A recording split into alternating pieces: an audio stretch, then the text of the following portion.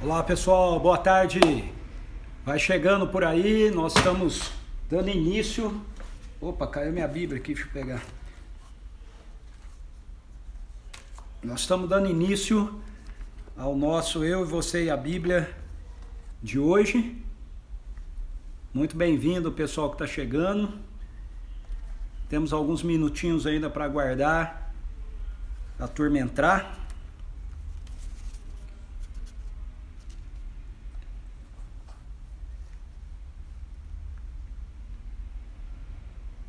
Bem-vindos.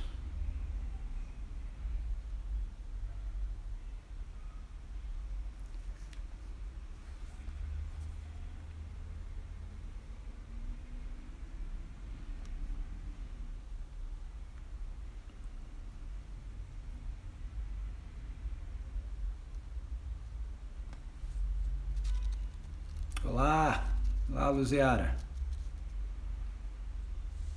Oi Ariane. E aí pessoal, vamos falando aí, vamos se cumprimentando.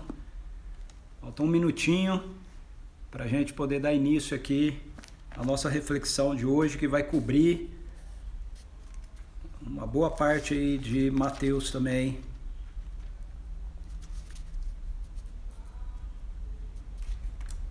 A gente precisa trabalhar os blocos para fazer sentido o que está sendo apresentado para a gente, né?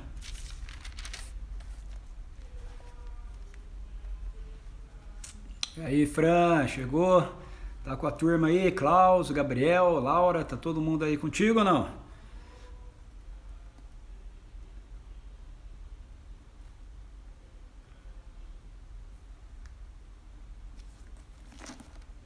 Ok, meio-dia. Vamos orar. Pai, em nome de Jesus, eu quero te agradecer pela manhã que o Senhor está nos concedendo. Quero te agradecer por esse novo dia. A tua palavra nos diz que as tuas misericórdias se renovam para conosco todas as manhãs, e essa é a razão pela qual o nosso mundo, Senhor, é sustentado, ele não é destruído, Senhor, porque ao invés de o Senhor nos visitar com juízo, Senhor, o Senhor nos visita com misericórdia. E isso é possível por causa daquilo que nós estamos essa semana celebrando de forma mais objetiva, que tem a ver com a obra que o teu Filho realizou por nós. Pedimos que agora, ao abrirmos a tua palavra, o Senhor, ó Espírito Santo, ministre ao nosso coração e nos ajude a discernir a tua voz e a tua revelação, que ela assim restaure e fortaleça a nossa fé, a nossa convicção, a nossa confiança no Senhor. Em nome de Jesus, amém. Ok, vamos lá. Nós vimos que quando Jesus ele chega em Jerusalém, ou seja, a entrada, o que nós chamamos de a entrada triunfal de Jesus, né, em Jerusalém, na semana da Páscoa, dá-se início então ao juízo de Deus sobre esse sistema do presente século. Okay? Jesus, ele entra na história, ele está realizando as obras do reino, mostrando que a realidade do reino de Deus chegou, está aqui, e o reino de Deus, ele confronta o sistema da rebelião. A presente era má. Então a entrada de Jesus em Jerusalém na semana da Páscoa dá início a esse juízo de Deus sobre o sistema maligno, e isso é apontado por Mateus como um juízo que vem prioritariamente ou primariamente contra o sistema religioso judaico. Quando Deus traz o seu juízo, ele nunca quer, na verdade, trazer destruição. O juízo de Deus visa sempre que nós possamos dar a ele uma resposta de arrependimento, para que então ele possa nos estender a sua graça. Mas quando nós não respondemos ao juízo com arrependimento, para que Deus possa estender a sua graça, então, de fato, o que nós experimentamos é a consequência do juízo. Então, o que nós vamos olhar hoje vai abranger Mateus capítulo 22, a partir do verso 15, nós vimos ontem Mateus até o capítulo 22, verso 14, hoje nós vamos ver a partir de Mateus capítulo 22, verso 15, até Mateus capítulo 25. Obviamente, já fica claro aqui que eu não vou poder detalhar cada versículo e tudo mais, não é a proposta do Eu, Você e a Bíblia, mas é a gente ter uma visão geral, ok, do que está acontecendo, para que então você possa pegar a sua Bíblia e ler, e aquilo que eu compartilho com você possa te ajudar, te norteando na sua leitura bíblica. Por isso que a temática, né, que eu dei a esses nossos encontros aqui é eu, você e a Bíblia, ok? Não é só eu trabalhando com a Bíblia, mas você trabalhando com a Bíblia também. Então vamos olhar. Jesus entra em Jerusalém, a entrada dele em Jerusalém, quando ele é aclamado pelo povo, traz, né, para dentro do cenário do sistema judaico, do sistema religioso judaico, o juízo de Deus, nós vimos isso ontem, e como é que as pessoas se posicionam diante desse juízo que Jesus traz, né? Diante dessa repreensão que Jesus traz ao sistema religioso judaico. A resposta dos líderes religiosos não é arrependimento. Você vai ver aí, a partir de Mateus capítulo 22, dos versos 15 a 40, que Mateus mostra para a gente que a resposta dada pelos líderes judaicos é uma resposta de resistência a Jesus. Essa resistência ela é representada pelos líderes judaicos, mas ela é expressa de uma forma geral pela própria nação de Israel, e isso fica claro quando no final dessa semana chamada da Páscoa, Jesus é então condenado à morte, ok? Mas vamos lembrar que isso tem a ver com todo um processo, todo um plano de Deus que está trazendo juízo sobre esse sistema maligno.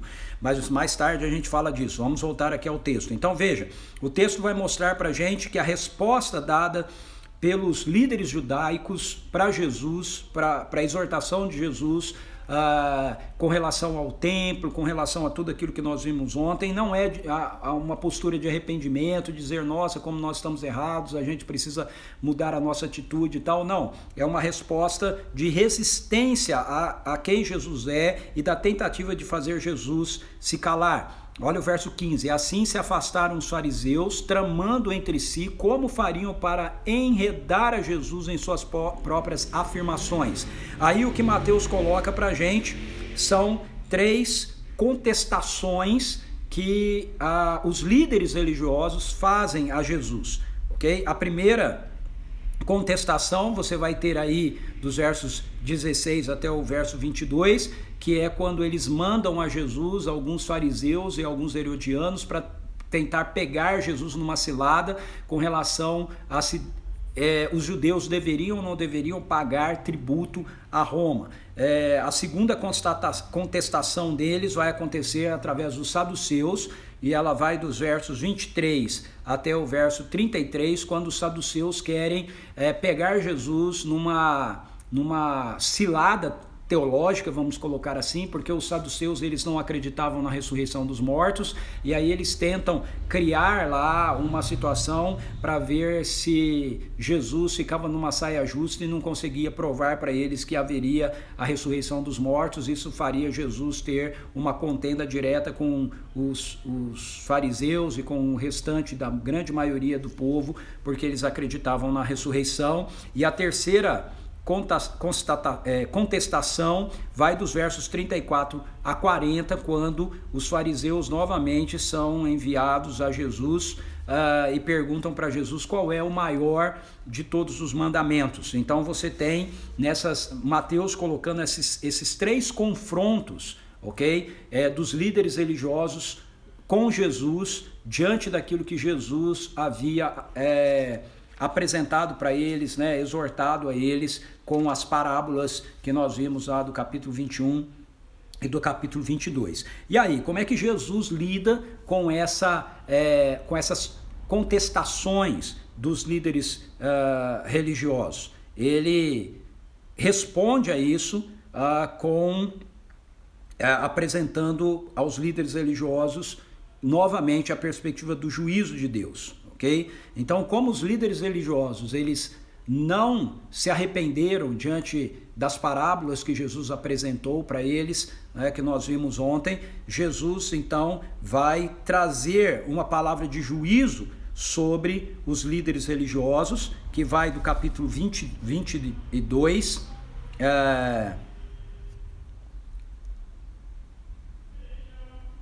deixa eu achar aqui, isso, 22, 41 a 39 primeiro, não, desculpa, 41 a 49, melhor dizendo, opa, tô perdido aqui, 41 a 46, ok, Jesus, ele termina esse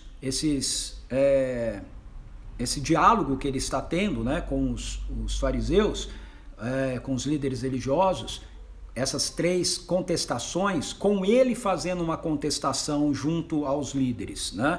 Isso está lá, olha aí na sua Bíblia, está aí em Mateus capítulo 22, a partir do verso 41. Diz assim: estando reunidos os fariseus, Jesus lhes indagou: qual a vossa opinião acerca do Messias? De quem ele é filho? Ao que eles lhe afirmaram, é filho de Davi. Contestou-lhes Jesus: então como se explica que Davi, falando pelo Espírito, trata de Senhor? Pois ele afirma: o Senhor disse a meu Senhor, assenta-te à minha direita, até que eu ponha os teus inimigos debaixo dos teus pés. Considerando que Davi o chama Senhor, como pode ser ele seu filho? E ninguém foi capaz de oferecer-lhe uma só palavra em resposta à questão, tampouco ousou alguém mais, a partir daquele dia, dirigir-lhe qualquer outra pergunta. Então veja, Jesus, ele enfrenta, né, aquela situação com os líderes religiosos ali, aquela contestação que eles estão fazendo a ele, e Jesus responde a cada uma delas, e ele termina, então, ele apresentando uma contestação aos líderes religiosos a respeito da pessoa do Messias. Contestação essa que eles não conseguem responder e que eles resolvem, então, a partir desse momento, não abordarem mais Jesus, não contestarem mais Jesus. Mas aí Jesus não para. O capítulo 23 entra com Jesus trazendo, então, a sua palavra de juízo sobre os líderes de Jerusalém. Os líderes religiosos de Jerusalém, né? Você vai ver aí ele dizendo para o povo que eles deveriam, que os rabinos sentaram na cadeira de Moisés, isso está no capítulo 23, eles deveriam ouvir os rabinos, mas eles não deveriam imitar as suas ações, as suas posturas. E aí você vai ter, a partir do verso 13, 7 vezes Jesus dizendo assim: ai de vós, doutores da lei e fariseus hipócritas. 7 vezes, ou seja, o número 7 na teologia bíblica, ele é apresentado para a gente como um número completo, ok? De perfeição, ou um número que cheio, um número que traz uma realidade plena. Então, quando Jesus repete aqui 7 vezes, ai de vós, escribas, doutores da lei e fariseus hipócritas, algumas bíblias trazem escribas e fariseus hipócritas, significa que o juízo que Jesus está trazendo sobre os líderes religiosos aqui é um juízo pleno, ok? Então, não tem escapatória para eles. Foi dado todas as chances deles se arrependerem e eles não se arrependeram, então agora o que vem sobre eles é um juízo pleno, um juízo que não haverá escapatória. Ele termina essa sessão do capítulo 23, dos versos até o verso 36, no verso 36, né, dizendo assim: com toda certeza, isso para os líderes religiosos, com toda certeza, vos asseguro que tudo isso ocorrerá nesta geração. Então, ele fala sobre eles, que eles ainda, verso 34, que eles ainda iriam assassinar e crucificar os seguidores de Jesus, os discípulos, eles iam persegui-los de cidade a cidade. Dessa maneira, sobre vós, verso 35, recairá todo o sangue justo derramado na terra, desde o sangue do justo Abel até o sangue de Zacarias, filho de Baraquias, a quem matastes entre o santuário e o altar. Com toda certeza vos asseguro que tudo isso ocorrerá nessa geração. Então veja como o juízo de Deus que está sendo trazido aqui através de Jesus como Messias para a nação de Israel, para a religião de Israel, para os líderes religiosos, é um juízo pleno. ele cita, né, a respeito dessa geração lá que estava com ele serem os filhos daqueles que mataram os profetas. Ele diz que eles vão fazer a mesma coisa que os pais deles fizeram com os profetas, farão com os seguidores de Jesus, com ele e com seus seguidores, e por conta disso, todo juízo vai recair sobre a vida deles, todo juízo requerido da morte de cada profeta, de cada justo do Antigo Testamento, desde Abel até Zacarias, vai cair sobre eles. Em seguida, Jesus traz uma palavra de juízo sobre Jerusalém. Então, os líderes religiosos, eles são um substrato, uma amostra, ok? De qual era a postura, na verdade, da própria cidade de Jerusalém, que deveria ser a cidade que acolheria de fato o Messias, da própria cidade de Israel, que representa a nação de Israel. Então, verso 37 a 39, ele diz assim: ó Jerusalém, Jerusalém, que assassina os profetas, apedreja os que estão enviados, quantas vezes eu quis reunir os teus filhos como galinha, colhe os pintinhos debaixo das suas asas, mas vós não o aceitaste. Eis que a vossa casa ficará abandonada, pois eu vos declaro que a partir de agora, de modo algum, me vereis, até que venhais a dizer, bendito é aquele que vem em nome do Senhor. Então, Jesus está dizendo aqui que esse juízo que está vindo sobre os líderes religiosos, sobre o sistema religioso de Israel, que é uma tipificação do juízo sobre todo o sistema da rebelião, todo o sistema maligno, ele vai reverberar, ele vai ter consequências sobre a cidade de Jerusalém, sobre a própria nação de Israel, porque Jesus quis acolher a nação de Israel, mas eles rejeitaram o seu acolhimento. E aí, em seguida a isso, Jesus ele traz uma palavra de juízo que vai vir então sobre o templo, né? Sobre a religião. Versos 1 e 2 do capítulo 24, diz assim: então Jesus saiu do templo e ao caminhar, seus discípulos chegaram mais perto dele para lhe apontar as construções do templo. Ele, entretanto, lhes observou: estáis vendo todas essas coisas? Com toda certeza eu vos afirmo que não ficará aqui pedra sobre pedra, pois que serão todas derrubadas. Então Jesus entra em Jerusalém, ele entrando em Jerusalém, ele é o Messias que está trazendo então o juízo de Deus sobre o sistema religioso e sobre o sistema mundano, ok? Da qual a nação de Israel e os líderes religiosos estão experimentando ali. Ele traz aquelas parábolas exortando os líderes ao arrependimento, mas ele deixa claro nas parábolas que os líderes iriam rejeitar a sua exortação, e aí em seguida a gente vê que realmente eles rejeitam, e isso é mostrado por Mateus através dos argumentos que os líderes usam, tentando pegar Jesus em alguma cilada, e a resposta de Jesus para esses argumentos dele é novamente enfatizar essas três perspectivas de juízo: o juízo sobre os próprios líderes religiosos, ai de vós, escribas e fariseus hipócritas, o juízo sobre a própria nação de Israel, representada em Jerusalém, e o juízo sobre o templo, que representa o sistema religioso de Jerusalém, quando ele diz que não vai ficar aí pedra sobre pedra. Aí, essas colocações de Jesus suscitam nos discípulos um outro questionamento. O questionamento que suscita nos discípulos é apontado para a gente no verso 3, não é? Que diz respeito a quando essas coisas vão ocorrer. Na verdade, eles não têm um questionamento, mas eles têm três questionamentos aqui. Olha só, vamos ver. Tendo Jesus 24:3, ok? Mateus 24:3. Esse capítulo 24 de Mateus é o capítulo conhecido como o capítulo apocalíptico de Mateus, certo? É sobre a questão lá de quando Jesus vem e essas coisas todas. Então, vamos tentar entender. Olha só, tendo Jesus se assentado no Monte das Oliveiras, depois dele ter falado do templo, os discípulos chegaram até ele, em particular, e lhe pediram: dize-nos quando ocorrerão essas coisas. Qual será o sinal da sua vinda e o final dos tempos? Então veja, eles não têm aqui um questionamento, eles fazem três questionamentos aqui para Jesus, eles têm três perguntas.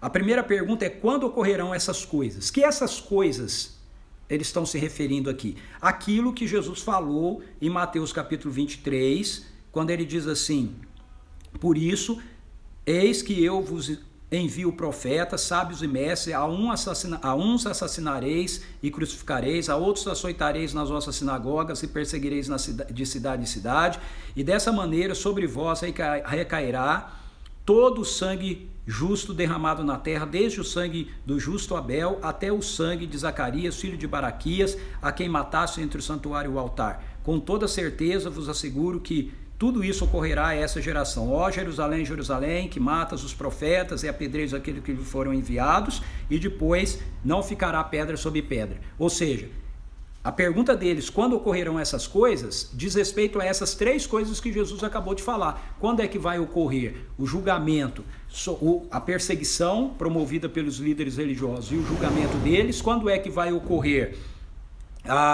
o julgamento sobre Jerusalém, Jerusalém, Jerusalém, que mata os profetas?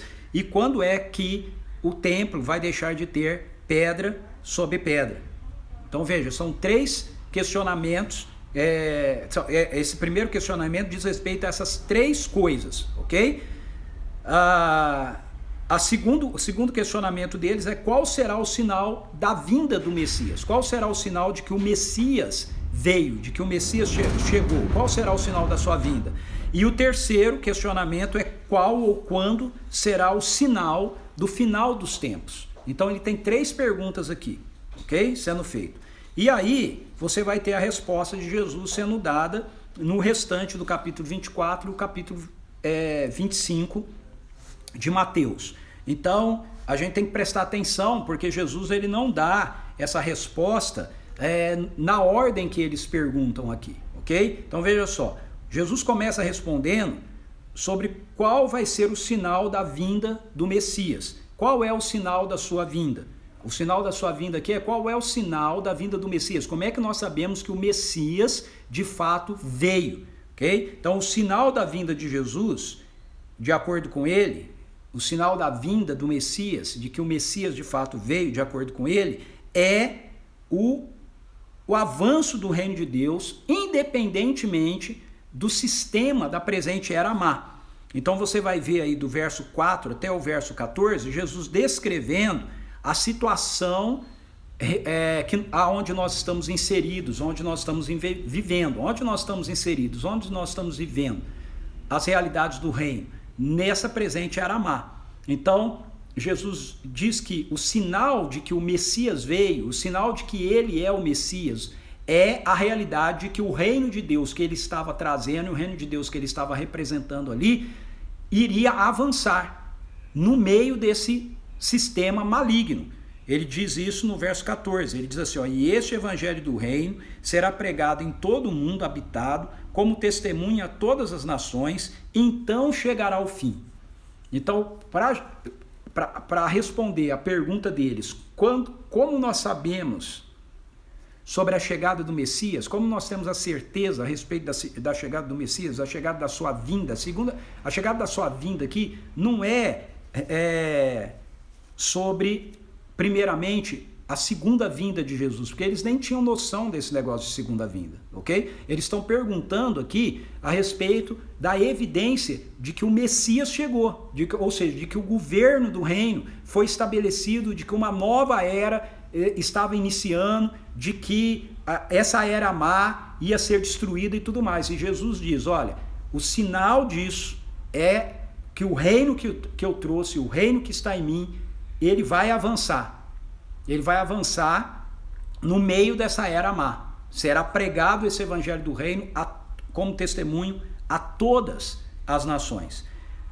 Aí você vai ter a resposta de Jesus em seguida para a segunda pergunta deles, que é: quando é que essas coisas vão acontecer? Né? Ou seja, quando é que aquilo que nós vimos ele falando lá para os líderes religiosos, ele falando para Jerusalém, ele falando sobre o templo, vai acontecer? Quando que será cobrado, né, o sangue dos justos de Abel até Zacarias? Quando é que Jerusalém ficará abandonada? Verso 38. Quando é que não ficará pedra sobre pedra no templo? A resposta de Jesus para isso é nesta geração de vocês. Entenderam? Então aqui já é uma outra resposta que Jesus está dando. A gente tem que prestar atenção porque a igreja, de uma forma geral aqui no Ocidente, ela é muito influenciada, foi muito influenciada por uma linha de interpretação teológica, da escatológica, né, apocalíptica, chamado dispensacionalismo. Mesmo igrejas que não seguem essa linha, elas são mais influenciadas por isso do que a gente imagina. O dispensacionalismo, ele é um ensino que divide a história toda bíblica em 7 dispensações, sendo que a última dispensação é a dispensação escatológica. Então, a tendência é pegar todas essas coisas relacionadas ao Apocalipse e tudo mais e jogar tudo lá para o futuro, como se fosse um bloco de coisas que ainda vão acontecer no futuro. Mas o que a Bíblia mostra para a gente é que a história da redenção, ela está acontecendo, ela está em ação.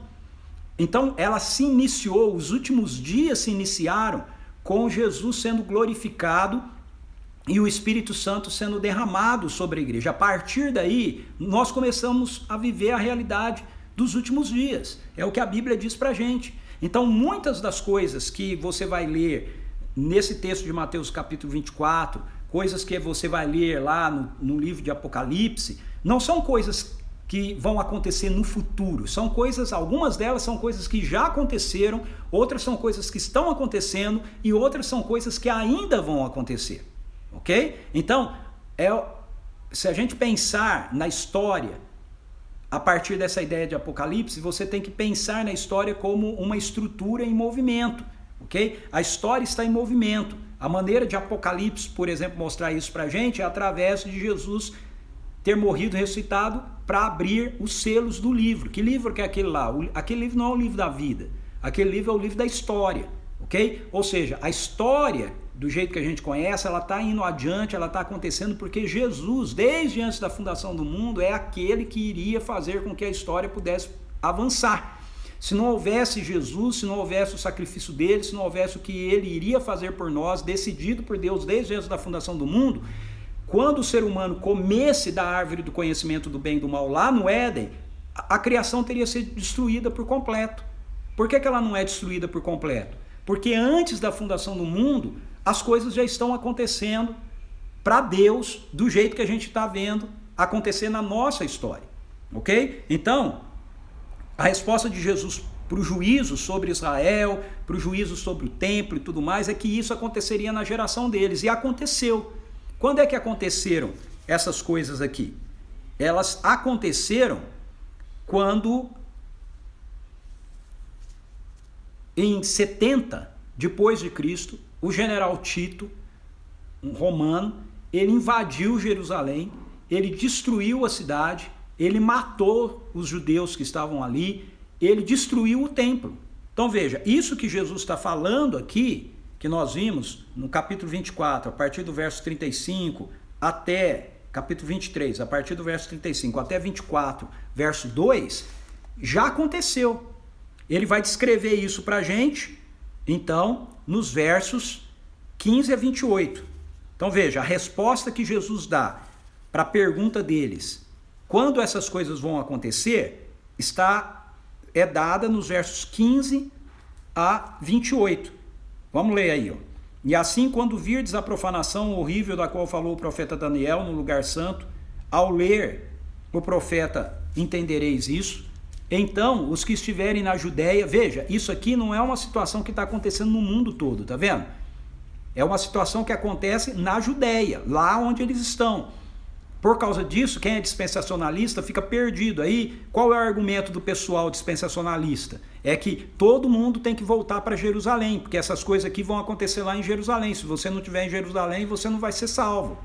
Isso é uma má interpretação bíblica. Jesus está falando de situações que iam acontecer nessa geração. Olha o verso 36, capítulo 23, verso 36. Com toda certeza vos asseguro que tudo isso ocorrerá a esta geração. Não é nesta geração, é a esta geração. Que geração? Aquela geração lá de Jesus, que estava vivendo com ele.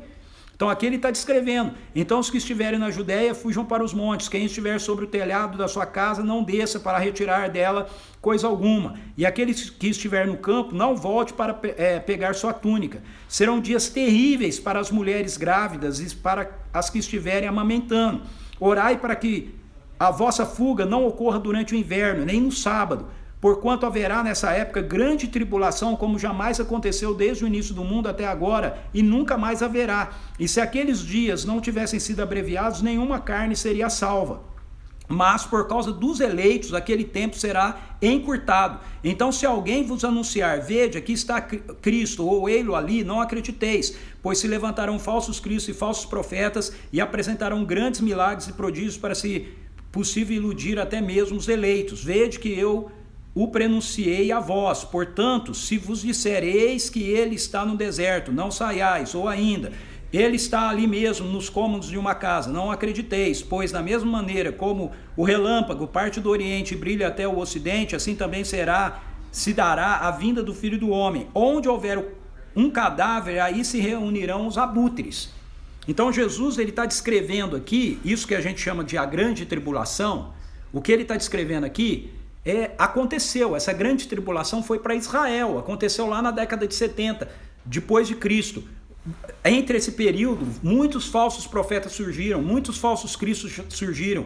João tem que escrever a primeira carta dele mostrando isso, que falsos cristos, falsos profetas, falsos cristos, o anticristo se levantou. Então tudo isso está relacionado a esse período.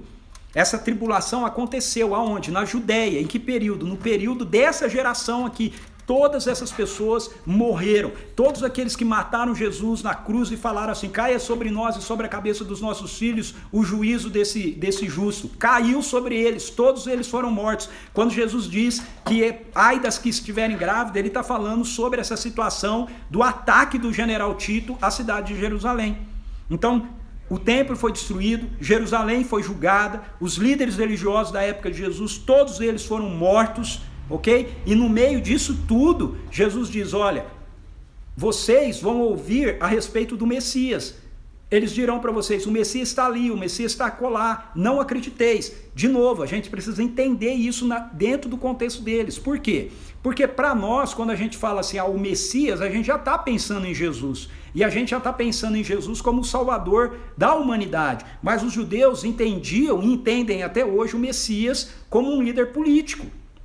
Como alguém que vem para socorrer, salvar a nação de Israel. Então veja, Jesus está falando aqui de uma situação onde Israel seria destruída, Jerusalém seria destruído, os judeus seriam julgados nessa situação, o templo seria destruído, e ele está dizendo para eles, olha, não adianta depositar a esperança de vocês em algum tipo de Messias, que eles vão dizer que está aí para salvar vocês, porque esse Messias sou eu, e eu não vou me manifestar assim. Quando eu me manifestar, eu serei como relâmpago, todo olho me verá. E aí então, ele entra para responder a última pergunta, que é, qual é o sinal do final dos tempos? Você tem que entender o seguinte, de novo, olha só, quando a gente fala assim, a gente lê isso, qual é o sinal do final dos tempos, a gente está pensando em final dos tempos no sentido cronológico, mas a pergunta do final dos tempos tem a ver com quando vai ser o final dessa era má, ok? O final dos tempos aqui tem a ver com quando vai se dar o fim dessa presente era má. E aí, qual que é a resposta que Jesus dá para essa pergunta? Tá dos versos 29 até o verso 35. Então vamos ler. Imediatamente após o tormento daqueles dias, o sol escurecerá. Veja, que é imediatamente após o tormento daqueles dias. Então, imediatamente tem a ver com esse contexto de que está acontecendo aqui. Imediatamente após o tormento daqueles dias, o sol escurecerá, a lua não dará luz, as estrelas cairão do céu, os poderes celestes serão estremecidos, então surgirá no céu o sinal do Filho do Homem, e todos os povos da terra prantearão e verão o Filho do Homem chegando nas nuvens do céu com poder e majestade e glória. Ele enviará os seus anjos com poder, com poderoso som de trombeta, e esses reunirão os seus eleitos dos 4 ventos de uma a outra extremidade dos céus. Portanto, aprendei com a parábola da figueira, quando, pois, os seus ramos se renovam, as suas folhas começam a brotar, sabeis que está próximo o verão. Da mesma forma, vós, quando virdes todos esses acontecimentos, sabei que ele está muito próximo, às portas. Com toda certeza, eu vos afirmo que não passará essa geração até que todos esses eventos se realizem. O céu e a terra passarão, mas as minhas palavras jamais passarão. Então, do que Jesus está falando aqui? Ele está respondendo a terceira pergunta. Qual é o sinal do fim dos tempos? Qual é o sinal do fim dessa era má? Qual é o sinal de que essa era má chegou ao seu fim? O sinal é a ressurreição de Jesus e a sua ascensão.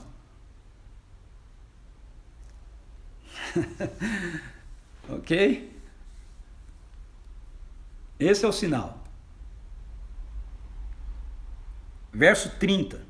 Então surgirá no céu o sinal do Filho do Homem, e todos os povos da terra prantearão e verão o Filho do Homem chegando nas nuvens do céu e com poder e majestade e glória. Sabe qual é o nosso problema? O nosso problema é que a gente lê isso aqui como se Jesus estivesse falando da segunda vinda dele. Mas esse texto é a citação de Daniel capítulo 7. E se você for ler esse texto em Daniel capítulo 7, você vai ver que Daniel está tendo uma visão que não diz respeito à segunda vinda de Jesus, diz respeito à ascensão de Jesus, a ascensão do Filho do Homem, diz respeito à chegada do Filho do Homem, depois que ele cumpriu a sua missão, na presença do ancião de dias, que na visão de Daniel representa Deus Pai, recebendo dele toda a autoridade e todo o poder. Quando é que isso acontece com Jesus? Na sua ressurreição. Então olha lá, só para você, eu vou ler Daniel 7 aqui, para você ver. Daniel 7, versos 13 e 14.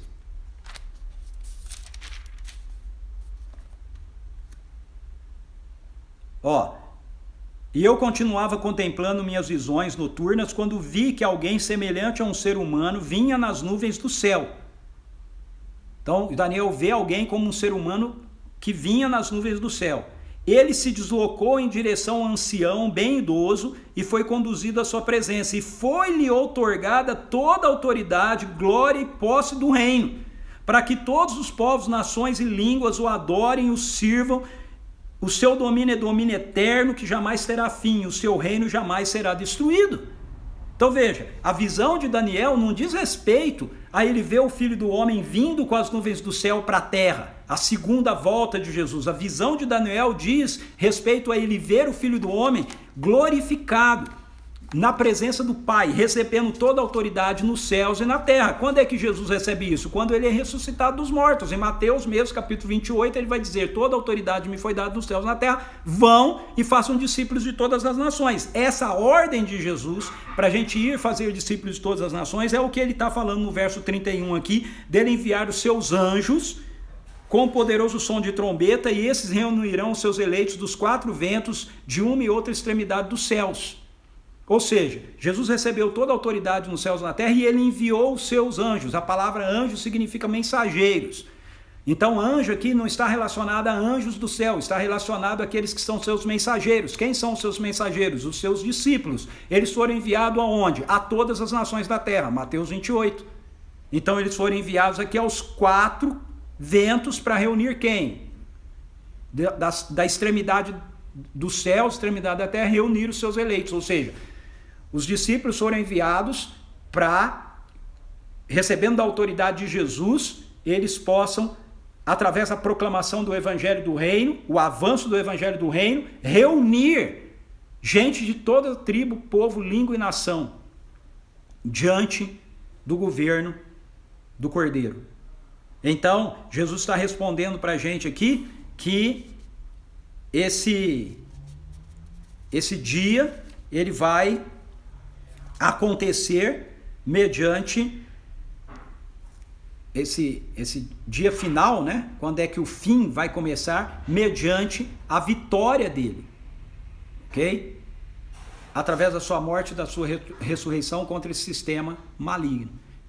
Então entenda, eu não estou dizendo que Jesus não vai voltar, que não vai ter uma segunda vinda de Jesus. Eu estou dizendo que o fim não começa com a segunda vinda de Jesus. O fim já começou.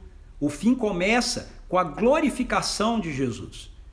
As nações da terra viram Jesus assentado no trono. Jesus ressuscitou, ele está vivo e as nações lamentam sobre isso. É isso que a gente vive. É isso que a gente está vivendo hoje. Nós somos enviados para proclamar que o reino de Deus chegou, o reino de Deus está avançando, arrependam-se e credo no Evangelho. E o que acontece? As nações da terra lamentam, ok? Elas resistem muitas e muitas vezes ao governo do reino de Deus. Mas Jesus completa essa resposta dele aí, né? Dando que o sinal da sua vinda é que o reino de Deus está avançando, já falamos disso. Que o sinal, ele completa essa colocação dele de que o sinal do final dos tempos tem a ver com a sua ascensão, que dá início então à possibilidade da salvação universal, apresentando para a gente que o dia da consumação do reino, okay? Veja, essa não foi uma pergunta que eles fizeram. Eles fizeram a pergunta: qual é o sinal do fim? Jesus explica para eles que o sinal do fim é a vitória dele sobre a morte, que lhe confere toda a autoridade no céu e na terra, que o leva a enviar então os seus seguidores para levar o evangelho do reino a todas as nações. Esse é o sinal do fim. O fim começou porque o evangelho está sendo pregado a todas as nações. Mas aí Jesus, ele vai adiante e ele responde uma pergunta que eles não haviam feito, que tem a ver com quando se dará a consumação do reino. E aí ele diz, isso vai dos versos 36 a 44. Ele fala que quanto à consumação do reino, ou seja, quanto à finalização do fim que se iniciou, isso ninguém sabe, a não ser o Pai. Isso está oculto no Pai. Se está oculto no Pai e ninguém fez essa pergunta para Jesus, por que Jesus responde essa pergunta? Por que ele coloca essa questão? Ele coloca essa questão porque ele tem o interesse de fazer com que a gente entenda que nós estamos vivendo esse processo do fim. O processo do fim se iniciou, mas nós não sabemos quando se dará. Vai ficar meio redundante, mas é assim que tem que se colocar. Nós não sabemos quando se dará o final do fim. E isso está oculto no coração de Deus. Nenhum de nós sabemos. E por que Jesus coloca isso? Ele coloca isso porque ele quer trazer uma exortação para os seus discípulos, que é vigiem. Vigiem. Como nós não sabemos quando o final do fim, que foi iniciado com a ressurreição de Jesus e sua ascensão, que lhe deu toda a autoridade para nos enviar como seus discípulos a todas as nações da terra. Como nós não sabemos quando esse final do fim vai ocorrer, a gente tem que viver a nossa vida aqui em missão, vigiando, porque o final dessa era que se iniciou, né, o final do fim dessa era má que se iniciou, vai ser uma surpresa para todo mundo. E o que Jesus quer aqui é exortar os seus discípulos a vigiar. Então, olha aí o verso 42. Por isso, Mateus 24, 42. Por isso, vigiai, porquanto não sabeis que dia virá o vosso Senhor. E aí, ele encerra essa sessão, nos estimulando a uma vida de vigilância, contando 4 parábolas, no capítulo 25 de Mateus. Todas as 4 falam da mesma coisa. Todas as 4 parábolas são contadas por Jesus para nos incentivar a uma vida de vigilância. É a parábola dos servos, os servos bons e os servos maus, que o Senhor chega e o servo é surpreendido. A parábola das 10 virgens, as virgens nécias e as imprudentes, que o noivo chega e as virgens imprudentes não estão preparadas. A parábola dos talentos, que o Senhor dá os talentos para os seus 3 servos, e ele vai embora, ele demora para voltar, mas quando ele volta, ele quer acertar a conta com eles. E a última parábola, que é o do grande julgamento, que mostra que a gente precisa viver a nossa vida sempre procurando estender-nos em missão, socorrendo e abençoando a vida das pessoas, porque o dia que ele chegar, ele vai reunir todas as nações da terra, e ele termina com essa parábola que fala justamente a respeito daquilo que ele colocou no final do verso, no capítulo 24, né? Final do verso 31, olha só, ele enviará os seus anjos com poderoso som de trombeta, e esses reunirão os seus eleitos dos 4 ventos de uma a outra extremidade da terra. Então, os anjos, os mensageiros, são enviados para reunir os eleitos, ou seja, são enviados para pregar o evangelho para aqueles que vão fazer parte do povo de Deus, serem alcançados e fazerem parte do povo de Deus. A última parábola, Jesus fala, quando o Filho do Homem vier na glória com seus anjos, então ele se assentará em seu trono na glória dos céus, todas as nações serão reunidas diante dele, tá vendo? O evangelho foi pregado a todas as nações serão reunidas diante dele, e aí ele vai separar então as nações, os eleitos, aqueles que responderam ao evangelho e viveram de forma vigilante, atenta, em missão, daqueles que não responderam ao evangelho, não viveram de forma vigilante, atenta em missão. Os que viveram, ele vai dizer, entre no reino que está preparado para vocês desde antes da fundação do mundo. Os que não viveram, ele vai dizer, a parte de mim, malditos, para o fogo eterno que está preparado para o diabo e para os seus anjos. Portanto, a ênfase de Jesus para nós hoje, diante de tudo aquilo que a gente viu nas Escrituras, é essa: vigie, vigie. Por quê? Porque o final dessa presente era má já começou. O julgamento já começou. Começou quando Jesus foi assunto aos céus em glória. Ele está sendo oferecido agora para as pessoas em graça e misericórdia para perdão e arrependimento, porque o julgamento está sendo sustentado por Jesus, mas vai chegar o dia em que ele vai sentar no trono para pegar o julgamento que está sobre ele e lançar então sobre todos aqueles que rejeitaram a oferta de misericórdia e de graça que Deus Pai nos deu através do sacrifício do seu Filho. Vamos orar? Pai, em nome de Jesus, a gente quer te agradecer por esse tempo aqui. Eu peço, Senhor, que aquilo que nós vimos na sua palavra possa ajudar as pessoas que participaram aqui a voltar a ela com alguns subsídios e se aprofundarem, Senhor, na revelação que a tua palavra traz a nós, ó Pai. Muito obrigado pelo teu amor. Em nome de Jesus. Amém. Lembrando, esse vídeo vai ficar aí no history, ok? Para você poder rever, e ele também vai para o meu canal, não é o canal da CPV, ok? É o meu canal pessoal no YouTube, onde você também pode revê-lo ou pode enviar para pessoas. Deus abençoe você, até amanhã.